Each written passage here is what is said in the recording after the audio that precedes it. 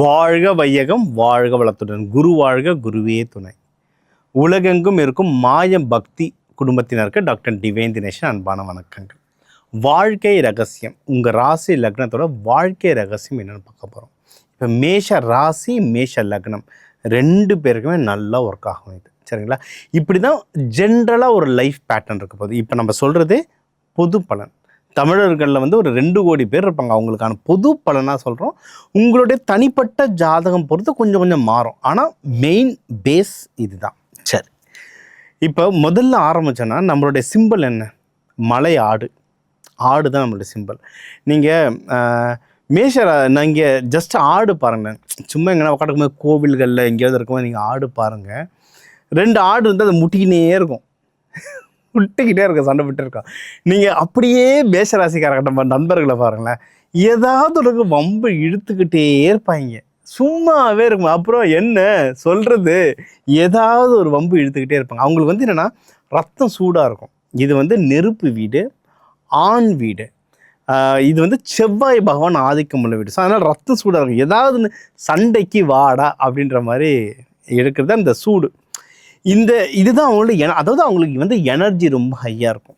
சரி, இது நல்வழிப்படுத்தணும் அப்படின்னா இவங்களை தூக்கி ஸ்போர்ட்ஸில் போட்டிங்கன்னா பக்காவாக வருவாங்க. இப்போ இந்த கால மாடர்ன் படம்லாம் வந்து பாருங்க, ஓடிக்கிட்டே இருப்பான். எதுக்குடா சாப்பிட்ற, ஓடணும் சார், 3 ரவுண்டு ஓடுறேன் சார் எக்ஸ்ட்ராவாக அப்படின்வாங்க. அந்த எனர்ஜியை நீங்கள் ஸ்போர்ட்ஸில் திருப்பி விட்டுட்டிங்கன்னா பயங்கர டாப்பில் வருவாங்க இவங்க ஸ்போர்ட்ஸில். இவங்க வந்து ரத்தம் சூடாக இருக்கிற ராசி. சரி, இவங்க வந்து எப்படின்னா எல்லாத்துக்கும் லைட்டாக சண்டை போடுறவங்க. வீட்டில் பார்த்தீங்கன்னா ஏதாவது ஒன்று திட்டிகிட்டே இருப்பாங்க. இது வாண்டு, இது ஏதாவது பொறுக்கிதனம் பண்ணது, ஏதாவது ஒன்று திட்டுவாங்க. ஆனால் அந்த வீட்டில் இருக்கவங்களுக்கு ஏதாவது ஒன்றுனா இவங்களை தாண்டி தான் வரணும். ப்ரொடெக்ஷன், அவங்களுடைய மக்களுக்கு ப்ரொடெக்ஷன் தருதில் மேஷராசி அடிச்சுக்க ஆளே இல்லை. மேஷராசியோட பகவான் யார்? கார்த்திகேயன், முருகர். குன்று இருக்கும் இடமெல்லாம் குமரன். குமரன் இருக்கிற இடம்லாம் சுற்றி எப்பவுமே கும்பல் இருந்துக்கிட்டே இருக்கும். நீங்கள் மேஷராசிக்காரங்க யாருன்னா நீங்கள் பாருங்களேன், மேபி படிக்காமல் கூட இருக்கலாம், இல்லை சொசைட்டியில் வந்து ஒரு ரவுடி அந்த மாதிரி கூட பேர் எடுத்தவங்களா கூட இருக்கலாம். ஆனால் அவங்க இருக்கிற இடத்துல அவங்கள சுற்றி ஒரு 4 ஃப்ரெண்ட்ஸ் இருந்துக்கிட்டே இருப்பாங்க.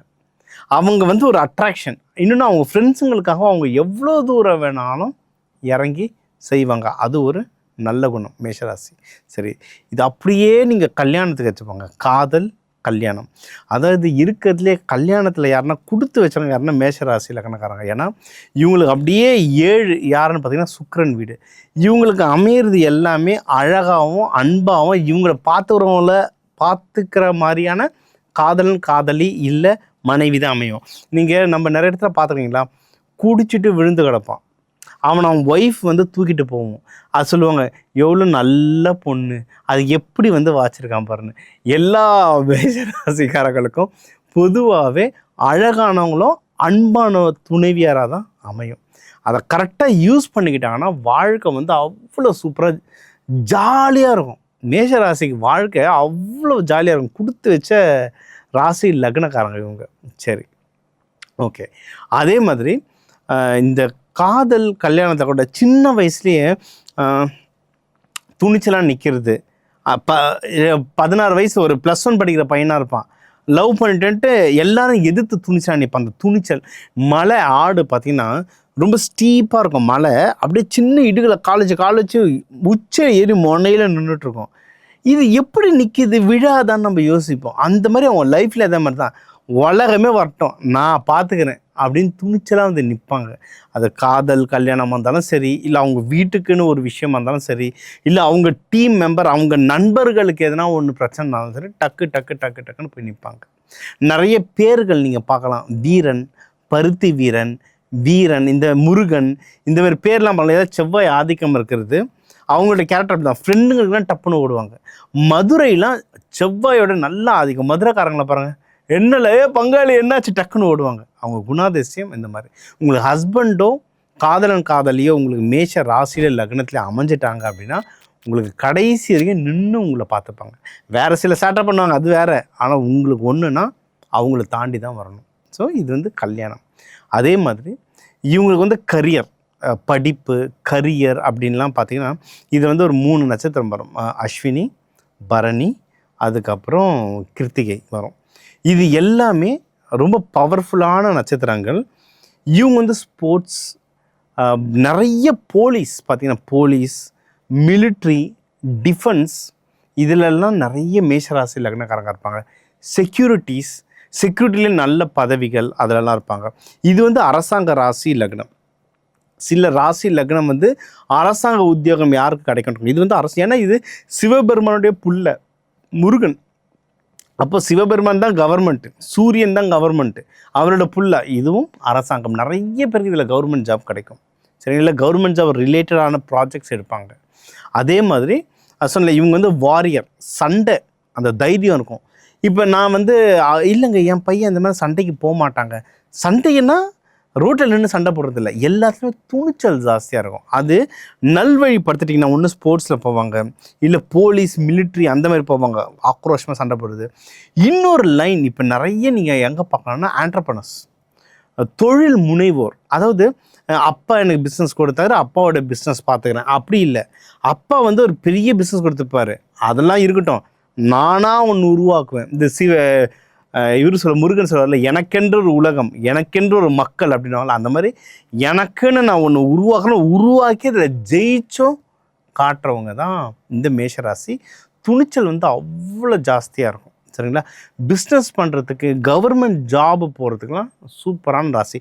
ஒருத்தர்கிட்ட வேலை செய்கிறத விட மற்றவங்கள வழி நடத்துறது, எனக்கு கீழே 10 பேர் நான் தான் முதலாளின்றதுல பயங்கர துணிச்சல் ஆனவங்க. இவங்க வழிபட வேண்டிய தெய்வம் அப்படின்னு பார்த்தீங்கன்னா துர்கை, முருகன். ஃபஸ்ட்டு முருகன் டிஃபால்ட்டு, வள்ளி தேவானையோடு வழிபட்டால் ரொம்ப சூப்பர். துர்கை அம்மன், சிவபெருமானோட வழிபடலாம். இவங்களெல்லாம் வந்து செவ்வாய்க்கிழமை செவ்வாய் உரையில் தீபம், நெய் தீபமோ நல்லெண்ணெய் தீபம் ஏற்றி வழிபாடு பண்ணுறது நல்லது. அரளிப்பூக்கள் கொடுத்து வழிபாடு பண்ணுறது நல்லது. செவ்வாய்க்கிழமை செவ்வாய் ஹோரையில் வழிபாடு பண்ணுறது நல்லது. சிகப்பு கல் வஸ்திரம் கொடுத்து வழிபாடு பண்ணுறது நல்லது. அன்னதானம் பண்ணுறதா இருந்தால் விறகுகள் வாங்கிக்காங்க. அன்னதானம்னா எல்லாரும் சாப்பாடு மட்டுமே நினைக்கிறீங்க. சாப்பாடு பற்ற வைக்க அடுப்பு வேணாமா, அதை செய்யறதுக்கு ஆள் வேணாமா? உங்களுடைய ராசி லக்னம் பஞ்சபூதத்துக்கு ஏற்ற மாதிரி செஞ்சிங்கன்னா இன்னும் சூப்பராக இருக்கும். இது வந்து நெருப்பு பஞ்சபூதம். விறகுகள் வாங்கி கொடுங்க, கேஸுங்க வாங்கி கொடுங்க. இன்றைக்கி அரிசி விலையோட கேஸ் விலை ஜாஸ்தியாக போய்ட்டுருக்கு, கேஸ் வாங்கி கொடுங்க. இதெல்லாம் பண்ண மேனிஃபெஸ்டேஷன், நீங்கள் என்ன வேண்டுறீங்களோ அது சீக்கிரமாக ஃபாஸ்ட்டாக நடக்கும். இதெல்லாம் நம்ம வகுப்புகளில் சொல்லுவோம், எதை பண்ணால் சீக்கிரம் வேலை நடக்கும்னு. அந்த ஷார்ட்கட்டை உங்களுக்கு சொல்கிறேன். நீங்கள் அரிசியாக வாங்கி தரதை விட கேஸாக விறகாக வாங்கி தராங்களேன், நீங்கள் வேண்டுற விஷயம் டக்குன்னு நடக்கும். ஏன்னா அதுதான் உங்கள் பஞ்சபூதம். இதை தாண்டி சில பேர் வந்து கேட்பாங்க, நாங்கள் பெருமாள், ஏன்னா இப்படிலாம் சொல்கிறாங்க, நாங்கள் பெருமாள் தான் வழிபடுவோம், நாங்கள் என்ன பண்ணுறதுன்னு. லக்ஷ்மி நரசிம்மர், யோக நரசிம்மர், லக்ஷ்மி நரசிம்மர், உக்ர தெய்வங்கள் வழிபாடு பண்ணலாம்.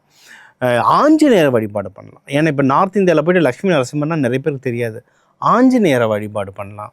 கருடாழ்வார், அதுவும் நம்ம ஸ்ரீரங்கத்தில் கருடாழ்வார் அவ்வளோ பெருசாக அத்தி மரத்தில் செஞ்சுருப்பாங்கன்னு நினைக்கிறேன். அந்த கருடாரை அவ்வளோ பெருசாக ஜைஜாண்டிக்காக இருப்பார். அந்த கருடாழ்வாரை வழிபாடு பண்ணலாம். இவங்க எல்லாரையுமே செவ்வாய்க்கிழமை செவ்வாய் ஹோரையில் தீபம் ஏற்றி வழிபாடு பண்ணுறது ரொம்ப சிறப்பு. அன்னதானம் பண்ணுறதுனா தக்காளி சாதம் அன்னதானம் பண்ணுங்க. தக்காளி சாதம் பண்ண லைஃப்பில் ஒன்று நல்லா முன்னேறுவீங்க.